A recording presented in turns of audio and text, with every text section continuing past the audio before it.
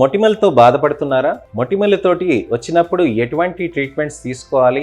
ఏ విధమైన క్రీమ్స్ మనకి హెల్ప్ చేస్తాయి? ఏ విధమైన రెజిమెన్స్ వాడుతూ ఉంటే మనకి చర్మానికి మొటిమలు లేకుండా కాపాడుతుంది? అసలు ఈ మొటిమలు ఎందుకు వస్తాయి? వీటన్నిటి గురించి అని చాలామందికి సందేహాలు ఉంటాయి. ఈ సందేహాల్ని మనం తెలుసుకోవాలనంటే అసలు మొటిమలు ఎందుకు వస్తాయి, దానికి ఏ విధమైన ట్రీట్మెంట్స్ ఉంటాయి అనేది నేను డీటెయిల్గా చెప్తానండి. మొటిమలు ఎందుకు వస్తాయి అనే దాని గురించి నేను ఛానల్లో చెప్పానండి. ఈ సిరీస్ అనేటివి నేను మొటిమలకి ఏ విధంగా జాగ్రత్తలు తీసుకోవాలనే దాని గురించి అని కూడా వివరిస్తానండి. ఈ వీడియోలో ముఖ్యమైనది మీకు టాపికల్ సొల్యూషన్స్ ఏ రకాలైన ఉన్నాయి, అవి ఏ విధంగా పనిచేస్తాయి, ఎటువంటి జాగ్రత్తలు తీసుకోవాలి అనే దాని గురించి అని అవేర్నెస్ తీసుకురావాలని చెప్తున్నానండి. నేను మీ doctor Raj Kireet, Celestee skin laser and hair clinic Jubilee Hills మరియు కోకాపేట్లో chief and founder dermatologist and hair transplant సర్జన్గా ప్రాక్టీస్ చేస్తున్నాను.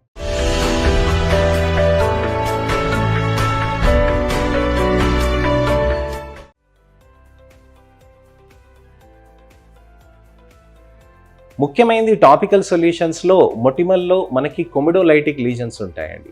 కొమిడోలైటిక్, అలానే పాపులా నాడిలా స్టేజ్లో, అలానే పస్చులా స్టేజ్లో ఏ విధమైన క్రీమ్స్ వాడొచ్చు అనే దాని గురించి అని ఇవాళ మనం తెలుసుకుందాం. మొటిమలు అసలు ఎందుకు అవుతాయి అనే దాని గురించి నేను లాస్ట్ వీడియోలో చెప్పానండి. క్లుప్తంగా నేను మళ్ళీ మీకు చెప్తాను. హార్మోన్స్ పరంగా 12 ఏళ్ళు దాటిన వాళ్ళకి, 35 ఏళ్ళు దాటిన వాళ్ళకి కూడా మొటిమల్స్ అనేటివి వస్తూ ఉంటాయి.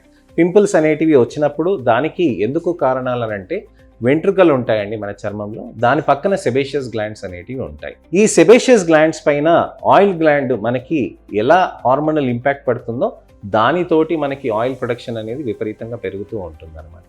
ఈ ఆయిల్ ప్రొడక్షన్ అనేది విపరీతంగా పెరగటంతో మనకి చర్మంలో అక్కడ ఆయిల్ ఎక్కువ అయిపోయి దానితోటి మనకి ఇబ్బంది పెరుగుతూ ఉంటుంది.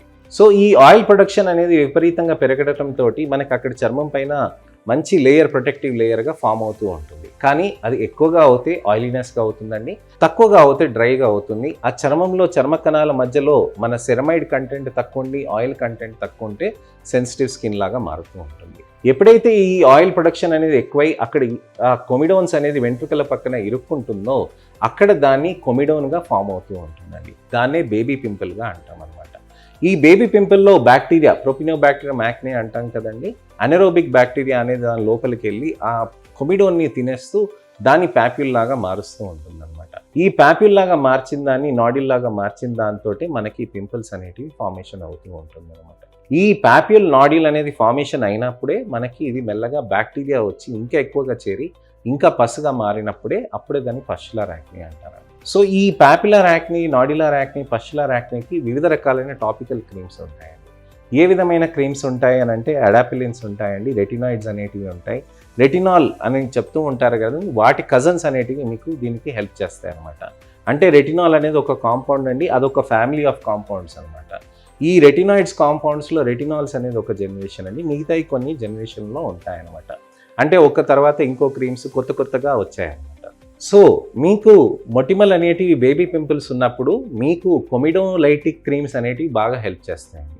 ఈ కొమిడోలైటిక్ క్రీమ్స్లో మీకు అడాపిలిన్ క్రీమ్స్ అనేటివి బాగా పనిచేస్తాయండి. బెంజాయిల్ పెరాక్సైడ్ కూడా ఒక విధంగా పనిచేస్తాయన్నమాట.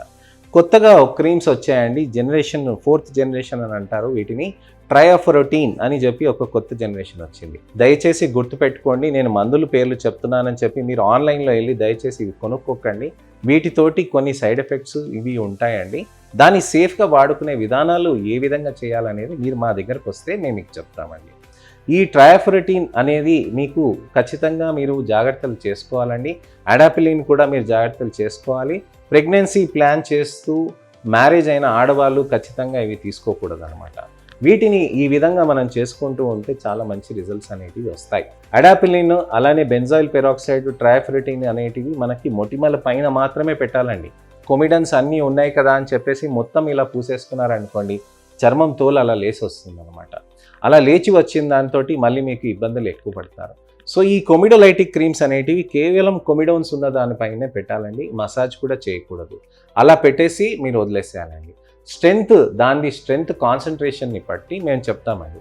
అది 5 నిమిషాలు పెట్టాలా, 30 నిమిషాలు పెట్టాలా, తర్వాత వాష్ చేయాలా, దానికి ఏ విధమైన జాగ్రత్తలు తీసుకోవాలా అనే దాని గురించి మనం డిస్కస్ చేస్తాం అనమాట. సో ఈ ట్రయాఫ్రొటీన్ కానీ ఇలాంటివి కానీ మనం స్ట్రాంగ్గా పెట్టడంతో మనం జాగ్రత్తలు చేసుకొని వాష్ చేసుకొని మంచి మాయిశ్చరైజర్ అని పెట్టుకుంటే మనకు అక్కడ కొమిడోలైటిక్ని, మనం కొమిడోన్స్ని లైస్ చేస్తుంది అనమాట.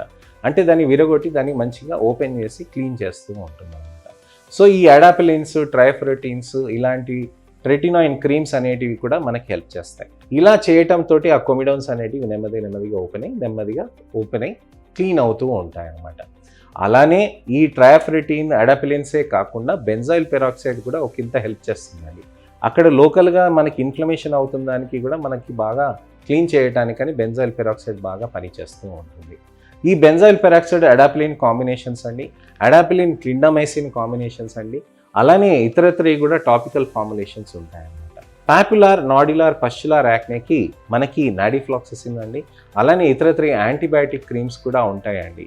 క్లిండామైసిన్ క్రీమ్స్ కానివ్వండి, బెంజాయిల్ పెరాక్సైడ్ క్రీమ్స్ కానివ్వండి, అడాపిలిన్, ట్రైఫ్రొటీన్స్ కూడా కొద్దిగా ఒక విధంగా దానికి హెల్ప్ చేస్తూ ఉంటాయి అన్నమాట. ఈ విధంగా వాటికి సహాయం చేస్తున్నప్పుడు, హెల్ప్ చేస్తున్నప్పుడు ఈ క్రీమ్స్కి మనకి టాబ్లెట్స్ దోహదం చేస్తాయా, లేజర్స్, పీల్స్ ఏ విధంగా హెల్ప్ చేస్తాయి అనే దాని గురించి కూడా నేను మీకు వివరిస్తూ ఉంటానండి నెక్స్ట్ వీడియోస్లో. పీల్స్, లేజర్స్ అనేటివి మీరు కంబైన్ చేస్తే మొటిమలకి మంచి రిజల్ట్స్ అనేటివి కూడా సాధ్యమవుతూ ఉంటాయి. ఎక్కువ కొమిడోన్స్ ఉన్నాయని అంటే కూడా వాటికి కూడా మనం లేజర్స్, పీల్స్ అనేటివి చేస్తూ ఉంటే మంచి రిజల్ట్స్ అనేటివి మనకి తప్పకుండా సాధ్యమవుతూ ఉంటాయి. సో ఇదండి విషయం.